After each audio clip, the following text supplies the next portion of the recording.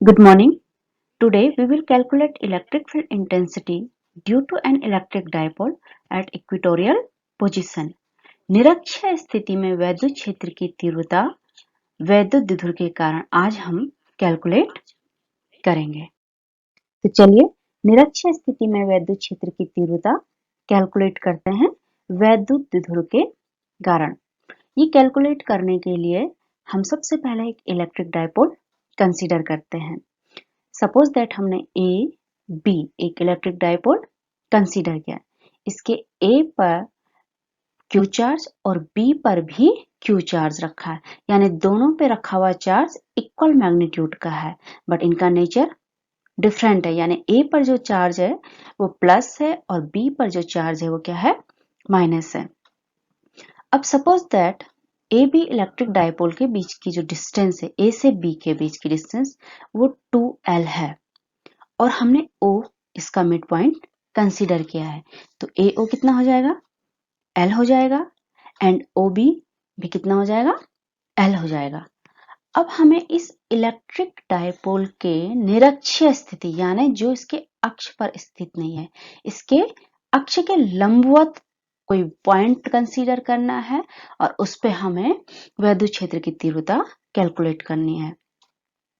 तो हमने O से R डिस्टेंस पर एक पॉइंट P कंसीडर किया जो कि इस इलेक्ट्रिक डायपोल से इसकी निरक्षीय स्थिति या इक्वेटोरियल पोजीशन पर है। यहां पर हम इस P पर इलेक्ट्रिक फील्ड इंटेंसिटी कैलकुलेट करेंगे। तो ये कैलकुलेट करने के लिए हम एक संरचना करते हैं। A से P को मिला देते हैं और इसी तरीके से B से भी P को मिला देते हैं। अब यहां पर देखिए हमारे पास दो ट्राइंगल बने हैं, PAO एंड PBO। ये दो ट्राइंगल बने हैं। इन दो ट्राइंगल में देखिए ये वाली साइड PO दोनों ट्राइंगल में उभयनिष्ठ है। इसी तरीके से AO एंड OB ये दोनों साइड भी आपस में इक्वल है क्योंकि दोनों की लेंथ L है। तो इन दो ट्राइंगल में ये side PO and AO and OB आपस में इक्वल है। इसके साथ ही O पर बनने वाला एंगल जो यहां पर O है, O पर बनने वाला एंगल दोनों में क्या है, 90 डिग्री का है। तो इसलिए ये भी इक्वल हो गया। तो ये जो दो ट्राइंगल यहाँ पे हमने देखे कंसीडर किए हैं, PAO एंड PBO, इनमें दो भुजाएं और इनके बीच का कोण आपस में अलग अलग बराबर है, इसलिए ये दोनों त्रिभुज क्या हो गए, सर्वांग सम हो गए। तो जब कोई दो त्रिभुज आपस में सर्वांग सम होते हैं तो इनके प्रत्येक भाग यानी प्रत्येक साइड्स और प्रत्येक एंगल आपस में इक्वल होंगे। तो ये सर्वांग सम त्रिभुज है और हमने इसका angle A suppose that consider किया है थीटा। तो एंगल B भी कितना हो जाएगा, थीटा हो जाएगा। क्यों, क्योंकि ये दोनों त्रिभुज सर्वांग सम है। अब हमें P पर इलेक्ट्रिक फील्ड इंटेंसिटी कैलकुलेट करनी है। तो पहले हम इस प्लस क्यू चार्ज के द्वारा यहां पर एक इलेक्ट्रिक फील्ड इंटेंसिटी कंसीडर करते हैं। तो सपोज दैट जो electric field intensity plus Q के कारण P पॉइंट पर होगी उसकी डायरेक्शन क्या हो जाएगी, कुछ इस तरीके से, यानी A P की डायरेक्शन में हो जाएगी।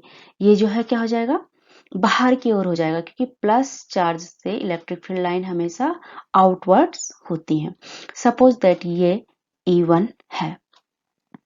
इसी तरीके से माइनस क्यू पॉइंट चार्ज के कारण P पर जो इलेक्ट्रिक फील्ड इंटेंसिटी होगी उसकी डायरेक्शन कुछ इस तरीके से होगी, यानी P से B की ओर होगी क्योंकि इलेक्ट्रिक फील्ड लाइंस हमेशा माइनस की ओर होती हैं। माना ये जो इलेक्ट्रिक फील्ड इंटेंसिटी है इसे हमने E2 से डिनोट किया। अब यहां पर हमने P पर अभी प्लस क्यू और माइनस क्यू के कारण इलेक्ट्रिक फील्ड इंटेंसिटी कंसीडर किए सेपरेटली, बट हमें यहाँ पे जो electric field intensity find out करनी है वो इस इलेक्ट्रिक डायपोल के कारण करनी है, यानी प्लस और माइनस दोनों को एक साथ कंसीडर करते हुए करनी है। तो हम इन दोनों का E1 और E2 का जो नेट निकालेंगे, रिजल्टेंट निकालेंगे, वो क्या हो जाएगा, डाइपोल के द्वारा P पर इलेक्ट्रिक फील्ड इंटेंसिटी। तो उसकी डायरेक्शन क्या हो जाएगी, कुछ इस तरीके से हो जाएगी। और सपोज दैट डाइपोल के कारण P पर इलेक्ट्रिक फील्ड इंटेंसिटी है E, तो E इक्वल टू हो जाएगा E1 प्लस E2। अब देखिए यहाँ पे triangle P A and B, ये एक ट्राइंगल है और इस ट्राइंगल के लिए ये एंगल P एंगल, ये बाहर वाला एंगल बाह्य कोण होगा। तो किसी भी त्रिभुज का जो बाह्य कोण होता है वो उसके सामने के दो अंतःकोणों के योग के बराबर होता है। तो इस एंगल के लिए इस त्रिभुज के अंदर के दो अंतःकोण कौन सा है, angle A and angle B। Angle A theta है, एंगल B कितना है, थीटा है। तो ये हो जाएगा इन दोनों के सम के बराबर। तो कितना हो जाएगा, ये हो जाएगा 2 थीटा। अब हम यहाँ पर AP को कैलकुलेट करते हैं कि AP कितना आएगा। तो ये आ जाएगा √r² प्लस L²। चलिए देखते हैं कैसा आया, कैसे करके आया r² प्लस L² की पावर हाफ कैसे आया। तो हम इसे कैलकुलेट करने के लिए देखिए यहाँ पे ट्राइंगल AOP को कंसिडर करते हैं जो कि एक समकोण त्रिभुज है। तो समकोण त्रिभुज में क्या होता है, कर्ण पर बना वर्ग यानी AP का स्क्वायर इक्वल टू शेष दो भुजाओं पर बने वर्ग के योग के बराबर होता है। तो शेष दो भुजाएं हो गई हमारे पास, एक हो गया OP का स्क्वायर और दूसरा हो गया प्लस AO का स्क्वायर। वैल्यू सब्स्टिट्यूट करें तो ये हो गया r² और plus L² AP²।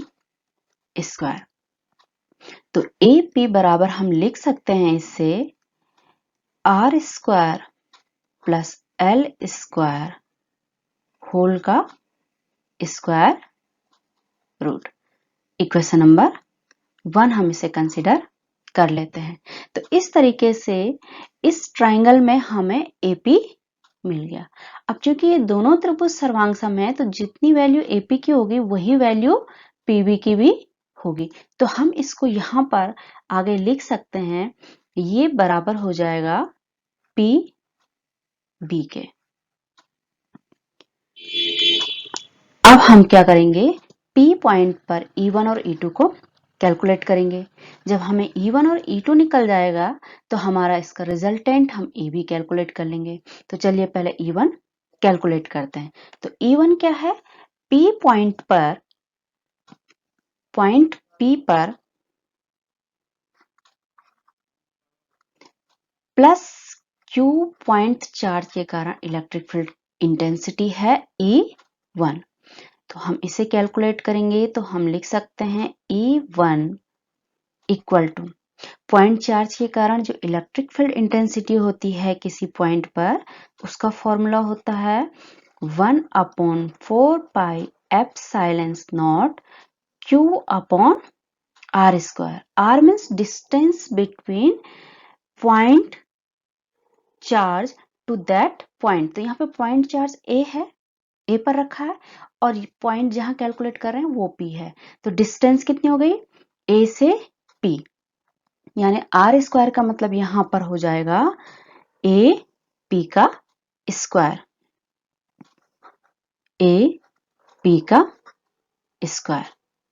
Value put करते हैं AP की इक्वेशन नंबर 1 से, तो ये आ जाएगा हमारे पास 1/4 पाई ε0 Q अपॉन AP²। देखिए यहाँ पे AP की वैल्यू है तो स्क्वायर की वैल्यू क्या हो जाएगी, ये हो जाएगी r² प्लस L²।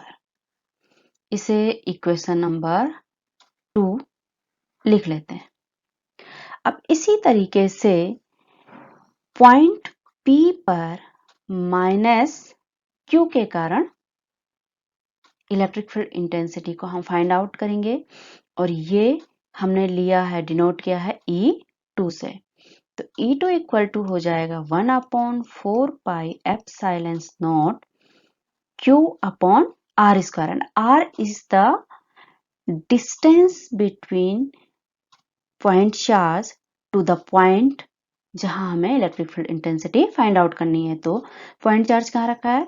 बी पर, और इंटेंसिटी कहाँ फाइंड आउट कर रहे हैं? पी पर, यानी हमें बी पी चाहिए। तो क्या हो जाएगा यहाँ पर?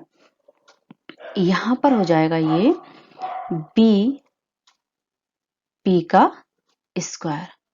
फिर से हम वैल्यू सब्स्टिट्यूट करें इक्वेशन नंबर 1 से, तो ये हो जाएगा हमारे पास 1/4 pi epsilon naught Q upon R square plus L square, equation number 2। यहाँ पे स्क्वायर रूट नहीं आया क्योंकि बी पी का स्क्वायर हमें चाहिए। अब देखिए, हमें यहाँ पर E1 मिल गया और E2 भी मिल गया। हमें इनका रिजल्टेंट लेना है।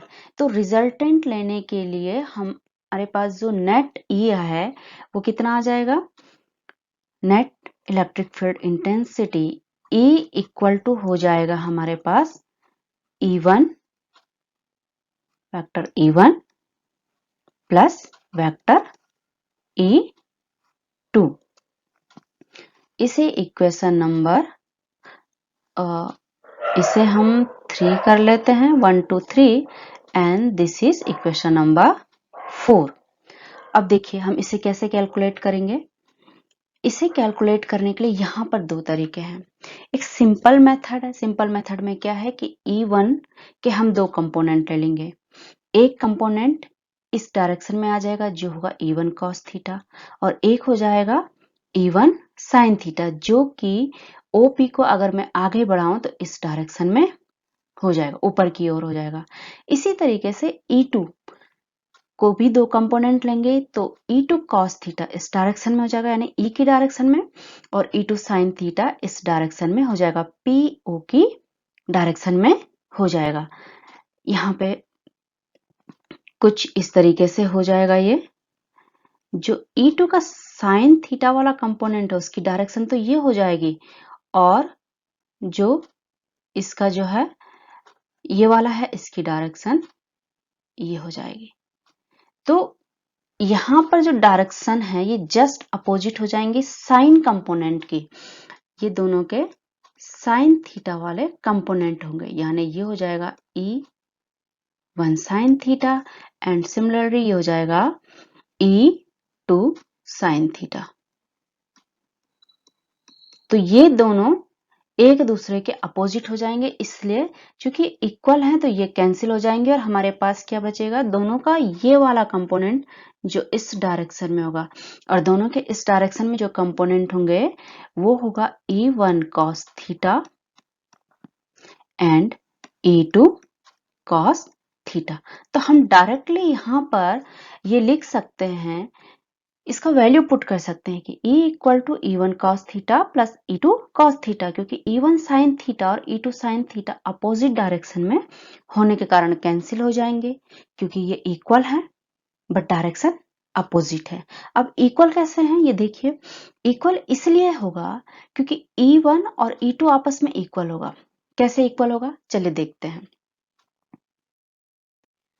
इसे इक्वल होने के लिए हम इसे लिख सकते हैं magnitude of E1 equal to magnitude of E2 vector E2। ये इसलिए इक्वल होंगे क्योंकि ये A पर स्थित चार्ज और B पर जो चार्ज है उसके कारण इलेक्ट्रिक फील्ड इंटेंसिटी है। तो A पर जो चार्ज है वो Q है और B पर जो चार्ज है Q है, यानी दोनों का मैग्नीट्यूड क्या है? इक्वल है। तो जब मैग्नीट्यूड इक्वल है तो दोनों के कारण इलेक्ट्रिक फील्ड इंटेंसिटी का जो मैग्नीट्यूड होगा वो भी इक्वल होगा। केवल इनकी डायरेक्शन में चेंज होगा, E1 और E2 की डायरेक्शन में चेंज होगा। डायरेक्शन में चेंज इसलिए है क्योंकि जो ये पॉइंट चार्ज हमने कंसीडर किया है ये प्लस और माइनस हमने लिए हैं, तो इनकी जो नेचर है अपोजिट है, इसलिए इनके डायरेक्शन अलग हो जाएंगे, जबकि इनका मैग्नीट्यूड इक्वल होगा। तो चाहे हम यहाँ पे direct E1 cos theta plus E2 cos theta लिख सकते हैं, परंतु मैं इसे फुल तरीके से आपको समझाती हूँ कि हम इसे जो है कैसे सॉल्व करेंगे मैथमेटिकल। हम यहाँ पर समांतर चतुर्भुज के नियम को लगाएंगे। तो इसका अगर मैग्नीट्यूड इक्वल है तो हम इसे लिख देंगे मॉड ऑफ E1 E2 को हम इस तरीके से लिख सकते हैं मैग्नीट्यूड। इसे मैं इक्वेशन नंबर ए कंसीडर कर लेती हूँ। अब हमारे पास इक्वेशन थी इक्वेशन नंबर 4 में E equal to E1 plus E2। ठीक है, तो हम यहाँ पे अप्लाई करेंगे समांतर चतुर्भुज का नियम। कभी भी हम वेक्टर राशि को जब ऐड करते हैं तो उसमें हम समांतर चतुर्भुज के नियम से या ट्रायंगल के नियम से उसे जोड़ सकते हैं। तो हम इस नियम को यहाँ पर अप्लाई करेंगे। इस नियम को जब हम अप्लाई करेंगे तो डायरेक्ट हम यहाँ पे फॉर्मूला लिख देंगे और फॉर्मूला क्या हो जाएगा E equal to under root पहले का स्क्वायर यानी E1 स्क्वायर, दूसरी वेक्टर क्वांटिटी का स्क्वायर यानी E2 square plus 2E1 E2 into cosine of the angle between these two vector. यानी जो समांतर चतुर्भुज का नियम है उसके अनुसार पहले वेक्टर का स्क्वायर प्लस दूसरे वेक्टर का square plus twice first vector second vector and cosine of the angle between this two vector. तो एंगल कितना है इन दोनों के बीच? एंगल है 2 थीटा का। E1 और E2 के बीच जो एंगल है वो है 2 थीटा। तो 2 थीटा का कोसाइन यानी यहां पर आ जाएगा ये cos 2 थीटा और इस होल का हो जाएगा ये स्क्वायर रूट। तो इसे अगर मैं इक्वेशन नंबर स्मॉल b से डिनोट करूं तो ये आ जाएगा हमारे पास net electric field intensity at a point of P। अब देखिए इक्वेशन नंबर ए में हमने अभी कैलकुलेट किया कि E1 इक्वल टू E2 क्या है, क्योंकि जो E1 और E2 है इनका मैग्नीट्यूड इक्वल है क्योंकि इलेक्ट्रिक डायपोल के दोनों पॉइंट चार्ज का मैग्नीट्यूड इक्वल है। तो इक्वेशन नंबर बी में इक्वेशन नंबर ए से वैल्यू पुट करते हैं। तो देखिए क्या लिख सकते हैं हम इसे लिख सकते हैं equal to under root E1 square. चलो E1 को E1 ही रहने देते हैं और E2 की जगह हम लिख सकते हैं E1 square and same that twice E1 और यहां भी E2 को रिप्लेस कर लें E1 से। तो ये हो जाएगा cos 2 थीटा होल का स्क्वायर रूट। आगे कैलकुलेट करें, ये हो जाएगा twice E1 square plus 2 E1 into E1 कितना हो जाएगा E1 square cos 2 theta whole का स्क्वायर रूट।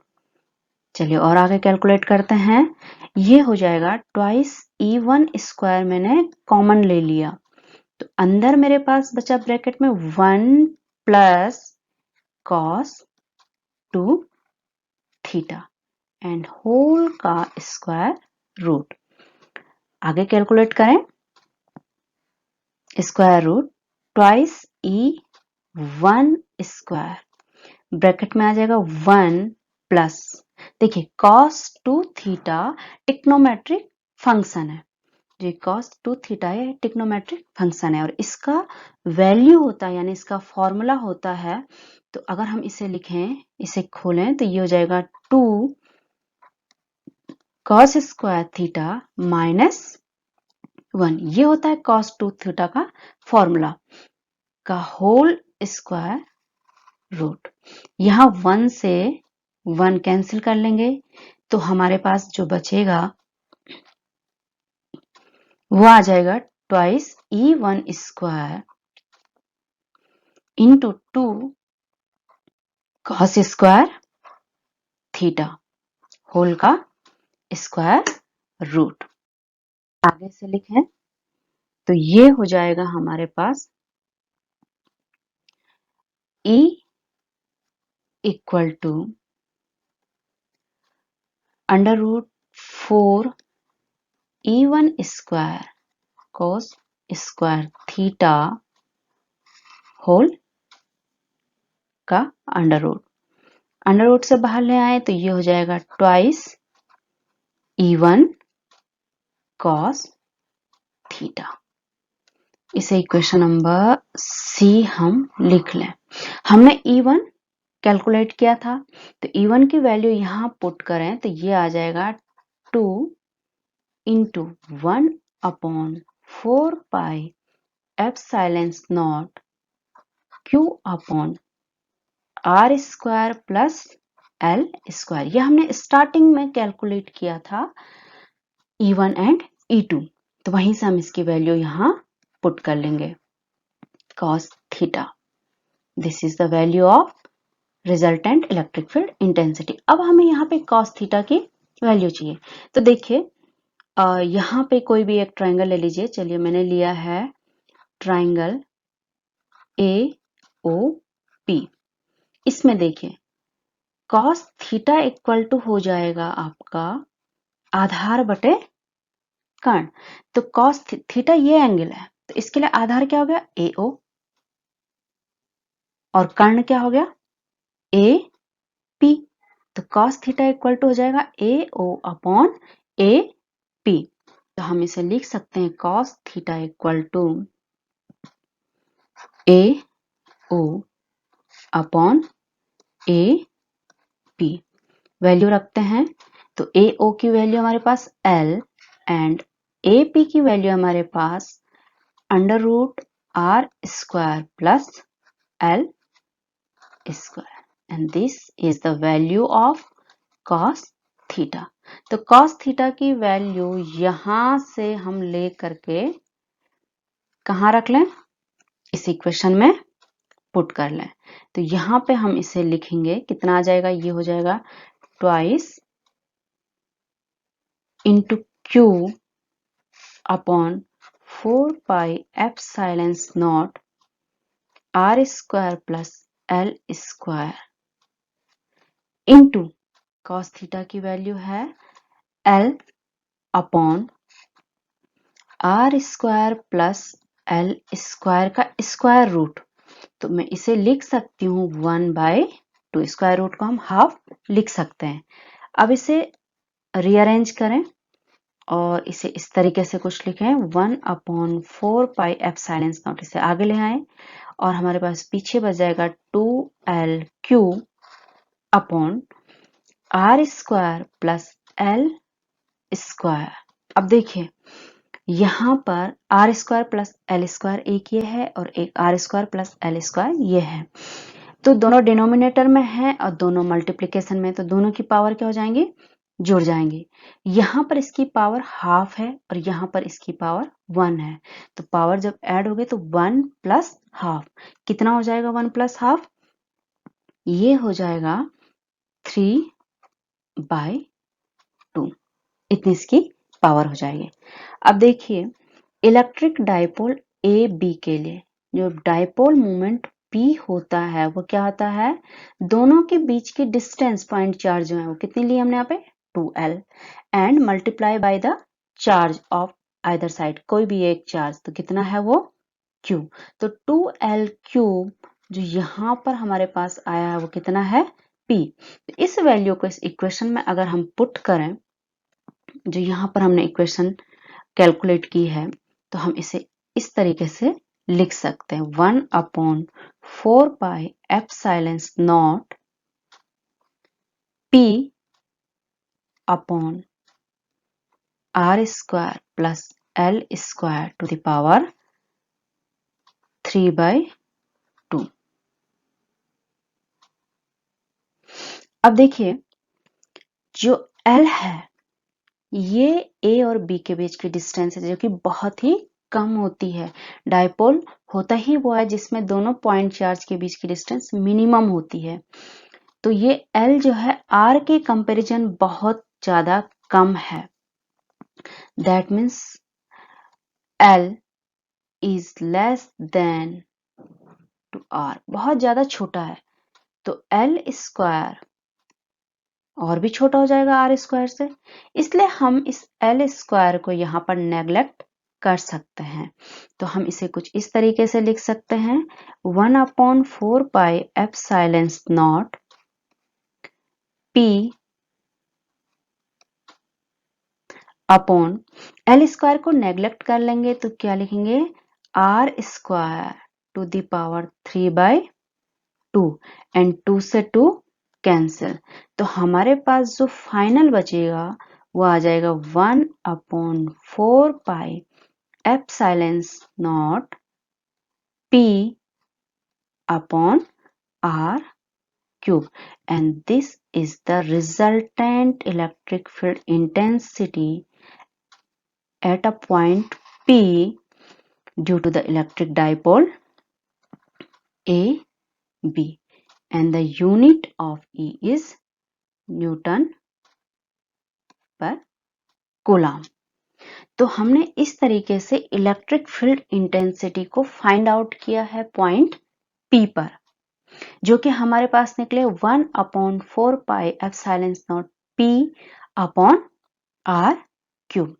अब देखिए E भी यहाँ पे एक वेक्टर है और P भी वेक्टर है, तो दोनों के जब हम डायरेक्शन देखें तो E की डायरेक्शन जो यहाँ पर है वो कुछ इस तरीके से, ये E की डायरेक्शन है देखिए, यानी इलेक्ट्रिक फील्ड इंटेंसिटी की जो डायरेक्शन है वो प्लस एक्स एक्सिस के अकॉर्डिंग है, जबकि जो P की डायरेक्शन है वो क्या होती है माइनस से प्लस की ओर, यानी B से A की ओर।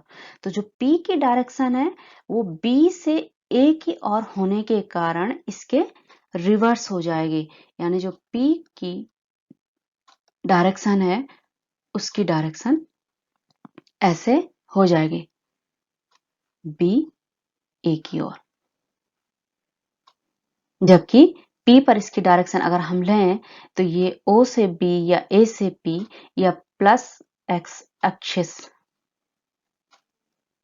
में यहाँ पर हम इसे लिख सकते हैं, किसी भी तरीके से लिख सकते हैं, लेकिन यहाँ पर इन दोनों की डायरेक्शन अपोजिट होती है। जबकि जब हमने अक्षीय स्थिति में पढ़ा था तो दोनों की डायरेक्शन एक ही साइड थे, अनुदिश थे। तो यहाँ पर ये ध्यान देने वाली बात है कि जब हम निरक्षीय स्थिति में electric field intensity find out करेंगे तो इलेक्ट्रिक फील्ड इंटेंसिटी की direction and electric dipole moment की डायरेक्शन अपोजिट हो जाएगी। नेक्स्ट, इसे कई तरीके से क्वेश्चन पूछा जाता है एग्जामिनेशन में। देखिए यहाँ पे है इक्वेटोरियल पोजीशन, इंग्लिश में इक्वेटोरियल पोजीशन है या निरक्षीय स्थिति हिंदी में। कई बार एग्जामिनेशन में इसे अनुप्रस्थ स्थिति भी पूछा जाता है या विषुवतीय तल की स्थिति भी पूछा जाता है, यानी निरक्षीय शब्द को विषुवतीय तल या अनुप्रस्थ स्थिति के रूप में भी पूछा जा सकता है। और अगर इंग्लिश में देखें तो इक्वेटोरियल पोजीशन की जगह पे इसे पूछ सकते हैं ब्रॉड साइड ऑन पोजीशन। में यहाँ पे लिख लेती हूँ कि इसे किस किस तरीके से पूछा जा सकता है। अगर इंग्लिश में देखें तो ये हो जाएगा broadside on position, broadside यानी जो डायपोल है उसके ब्रॉड साइड पर ये हो जाएगा। इस पॉइंट पर हम इसे कैलकुलेट करेंगे। और हिंदी में अगर देखें तो निरक्षीय की जगह इसे कई बार विषुवतीय भी पूछ सकते हैं, विषुवतीय तल में, क्योंकि इक्वेटोरियल को हिंदी में बोलते हैं विषुवत क्षेत्र। तो विषुवतीय तल या इसी तरीके से इसका एक और नाम एग्जामिनेशन में पूछा जा सकता है अनुप्रस्थ स्थिति में, कि कोई पॉइंट अनुप्रस्थ में है डायपोल के, तो वहां पर आपको इलेक्ट्रिक फील्ड इंटेंसिटी कैलकुलेट करनी है। तो आपको एग्जामिनेशन में कंफ्यूज नहीं होना है कि आपको किस तरीके से भी ये पूछा जा सकता है। अनुप्रस्थ स्थिति पूछा जा सकता है, विषुवतीय तल पूछा जा सकता है, ब्रॉड साइड पोजीशन पूछा जा सकता है, निरक्षीय स्थिति पूछा जा सकता है और इक्वेटोरियल स्थिति पूछा जा सकता है। तो ये था electric field intensity. Due to electric dipole on a equatorial position पे, जो आता है 1/4 pi epsilon naught P upon R cube. यहाँ पर P और E की डायरेक्शन जस्ट अपोजिट होती है। एक और चीज यहाँ पे आपको समराइज करवा दूं मैं, जब हमने इसे अक्षय स्थिति पे कैलकुलेट किया था तो वहां पर जो हमारी इलेक्ट्रिक फील्ड इंटेंसिटी E आई थी उसका फॉर्मूला आया था 1/4 pi epsilon naught 2P upon R cube. ये आया था अक्षय स्थिति में, यानी एक्सेल स्टेज पे। तो यहां पे आप ध्यान दीजिए कि अक्षय स्थिति में ये ट्वाइस टाइम है, किसके? निरक्षय स्थिति के। निरक्षय स्थिति में P अपॉन आर क्यूब है, जबकि अक्षय स्थिति में ये जो है 2P अपॉन आर क्यूब होता है और इसका यूनिट होता है न्यूटन पर कूलम। तो ये छोटी सी चीज है जो ध्यान देंगे आप तो आपको कंफ्यूजन नहीं होगा कि जब हम अक्षय स्थिति में कैलकुलेट करते हैं तो 2 टाइम हो जाता है निरक्षय स्थिति के। दूसरा, अक्षय स्थिति में E और P की डायरेक्शन सेम होती है, एक ही साथ होती है, जबकि निरक्षय स्थिति में इन दोनों की डायरेक्शन अपोजिट होती है। तो इस तरीके से हमने निरक्षय स्थिति में वैद्युत क्षेत्र की तीव्रता कैलकुलेट कर ली है। Thank you.